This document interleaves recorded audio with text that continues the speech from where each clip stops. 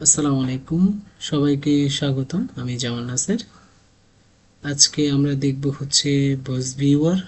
আর বস viewer হচ্ছে একটি বিপ্লোমেট্রিক ভিজুয়ালাইজেশনের একটি টুল, যার মাধ্যমে আমরা কিওয়ার্ড সিলেকশন, সেই সাথে কোন কোন রিসার্চ পেপারে কোন কোন কিওয়ার্ড হচ্ছে আমরা আইডেন্টিফাই করব আমাদের রিসার্চ পেপারের জন্য, ওটাও হচ্ছে খুব বেশি পরিমাণে হেল্প করে। সেই সাথে হচ্ছে অথর, সাইটেশন, তাদের মধ্যেও হচ্ছে একটি ভিজুয়াল কানেকশন বা কমিউনিকেশন এখানে সৃষ্টি করে। প্রথমে হচ্ছে আমরা পাবমেড থেকে একটি এক্সেল ডাটা শিট নিয়ে আমরা হচ্ছে এই বসবিয়ারের মাধ্যমে আমরা এই ভিজুয়ালাইজেশনটা করেছি।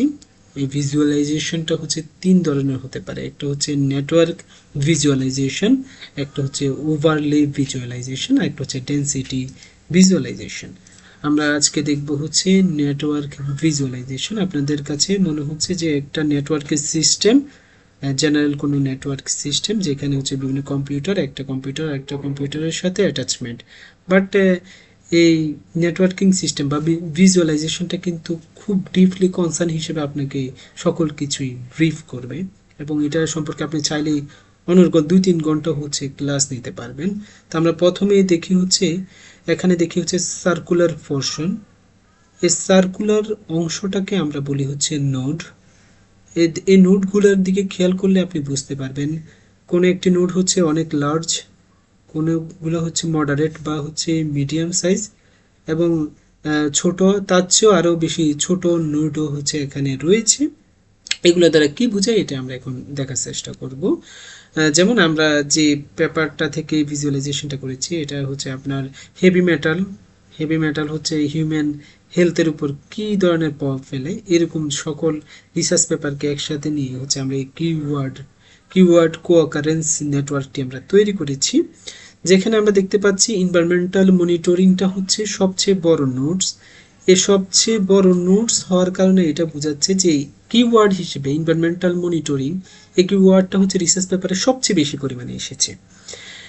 সেই সাথে আমরা দেখতে পাচ্ছি রিস্ক অ্যাসেসমেন্ট।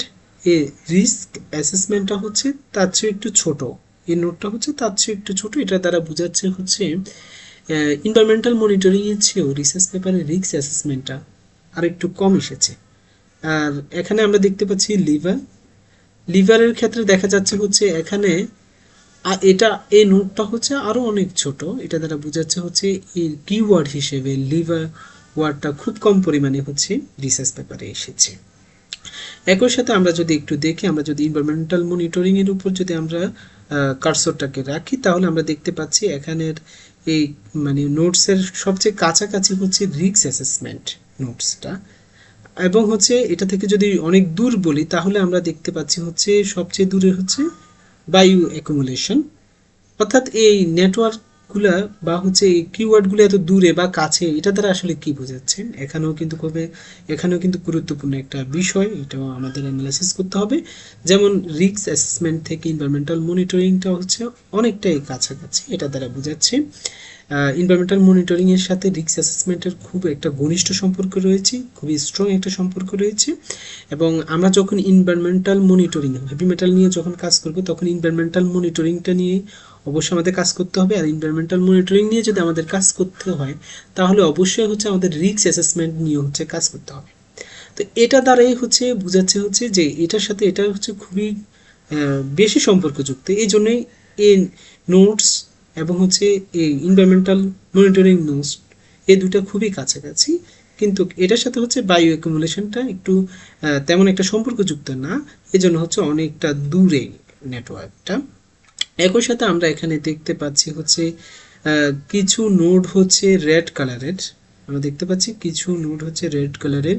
এই রেড কালার দ্বারা হচ্ছে এখানে আইডেন্টিফাই করছে হচ্ছে এটা একটা গ্রুপ, মানে যেখানে হচ্ছে মানে এটা এক ধরনের পেপার, মানে তাদের মধ্যে হচ্ছে একটা কানেকশন রয়েছে এই কিওয়ার্ডগুলোর মধ্যে। অর্থাৎ রেড যে কিওয়ার্ডগুলো রয়েছে এগুলো দ্বারা বোঝাচ্ছে এই কিওয়ার্ডগুলোর মধ্যে তাদের মধ্যে খুবই শক্তিশালী বন্ড বা হচ্ছে শক্তিশালী কানেকশন রয়েছে।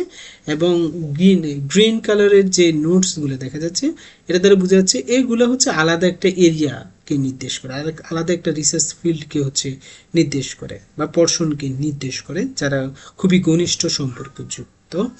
এটাই হচ্ছে নেটওয়ার্ক ভিজুয়ালাইজেশনের মাধ্যমে আমরা বুঝতে পারি। এরপর আমরা দেখব হচ্ছে ওভারলে ভিজুয়ালাইজেশন। ওভারলে ভিজুয়ালাইজেশন যখনই আমরা দেখব তখন দেখব হচ্ছে বিভিন্ন কালারের নোটস দেখতে পারবো। প্রথমে এদিকে দেখতে পাচ্ছি হচ্ছে ইয়েলো, তারপরে আমরা দেখতে পাচ্ছি হচ্ছে গ্রিন, তারপর হচ্ছে ব্রাউন কালার থেকে শুরু করে অন্যান্য কালার রয়েছে এখানে। তো প্রথমে যদি আমরা দেখি হচ্ছে এখানে ব্রাউন কালার রয়েছে, যাই হোক যে কালারই হোক, এই কালারটা দ্বারা এখানে বোঝানো হচ্ছে যে এগুলো হচ্ছে অনেক আগে কাজ হয়েছে। অর্থাৎ আমরা ওভারলে ভিজুয়ালাইজেশন দ্বারা কি বুঝবো জেনারেলি, অর্থাৎ আমরা এখানে বুঝতে পারবো কিন্তু কোথায় রিসার্চ গ্যাপ রয়েছে, কোথায় বর্তমানে কাজ হচ্ছে, কোথায় আগে কাজ হয়েছে, কোনটা হচ্ছে মানে কখন কাজ হয়েছে, এটা আমরা জেনারেলি হচ্ছে ওভারলে ভিজুয়ালাইজেশন দ্বারা বুঝি। যেমন এই ব্রাউন কালারগুলো দ্বারা বোঝাচ্ছে এই কাজগুলো হচ্ছে ধরেন অনেক আগে হয়েছে, অর্থাৎ 2000 সালের দিকে হয়েছে। তারপর আমরা দেখতে পাচ্ছি হচ্ছে গ্রিন কালারের কিছুটা, গ্রিন কালারগুলো হচ্ছে মনে করেন 2010, 12, 14 মানে হচ্ছে মিডিয়াম একটা সময় হয়েছে। কিন্তু যেগুলো হচ্ছে ইয়েলো কালার দ্বারা বোঝাচ্ছে হচ্ছে এগুলো খুব রিসেন্টলি কাজ হচ্ছে। যেমন এখানে আমরা বায়ো অ্যাকুমুলেশন, মার্কারি, এরপর হচ্ছে লেড, এগুলো হচ্ছে জেনারেলি আমরা হেভি মেটালে হচ্ছে আগে হচ্ছে বের করতাম, এগুলো খুব অনেক আগের কাজ, এই জন্য এটা ব্রাউন কালার। আর গ্রিনগুলো হচ্ছে মনে করেন 2010-15 সালের দিকে, অর্থাৎ মিডল এজ মানে বোঝাচ্ছে যে এগুলো কাজ হয়েছে যে ফুড কন্টামিনেশন নিয়ে। বর্তমানে কাজ হচ্ছে, আপনি যদি এখন বোঝার জন্য চেষ্টা করেন যে এখন কোনগুলো নিয়ে বেশি কাজ হয়, এখন হচ্ছে হেভি মেটাল এবং হচ্ছে এনিম্যাল ফিডের উপর কিভাবে হচ্ছে হেভি মেটাল থাকে বা কিভাবে আইডেন্টিফাই করা যায়, এবং কিভাবে হচ্ছে ফ্রিকুয়েশন তৈরি করা যায়, এগুলো নিয়ে এখন কাজ হচ্ছে। এবং হচ্ছে জিওলজিক্যাল সেডিমেন্ট নিয়ে হচ্ছে এখন কাজ হচ্ছে। এবং হচ্ছে দেখুন এটাও একটু ইয়েলো কালার টাইপ, এটাও হচ্ছে একুয়াকালচার, অর্থাৎ একুয়াকালচার নিয়েও হচ্ছে কাজ হয়েছে। কিন্তু এই ইয়েলো কালার দ্বারা বোঝাচ্ছে এগুলো রিসেন্ট কাজ হচ্ছে। এবং আমরা এখানে দেখতে পাচ্ছি যে সবচেয়ে বেশি কাজ রিসেন্ট কাজ হচ্ছে এই ইয়েলোগুলো দ্বারা বোঝাচ্ছে, অর্থাৎ হচ্ছে 2025 সালের দিকে হচ্ছে এই কাজগুলো হচ্ছে এখন বেশি হচ্ছে। অর্থাৎ আপনি কিন্তু সহজে এই ডাইনামিকটা ফলো করলেই বুঝতে পারবেন রিসার্চটা, অর্থাৎ হেভি মেটাল কন্টামিনেশন বা হেভি মেটাল যে রিস্ক অ্যাসেসমেন্টটা হিউম্যানে এটা কোন দিকে আসলে যাচ্ছে, রিসার্চটা কোন দিকে যাচ্ছে, এটা কিন্তু আমরা ইজিলি দেখতে পাচ্ছি। তো আমরা হচ্ছে একটা রিসার্চের গ্যাপ কিওয়ার্ড চাইলে কিন্তু খুব ইজিলি হচ্ছে বের করতে পারি।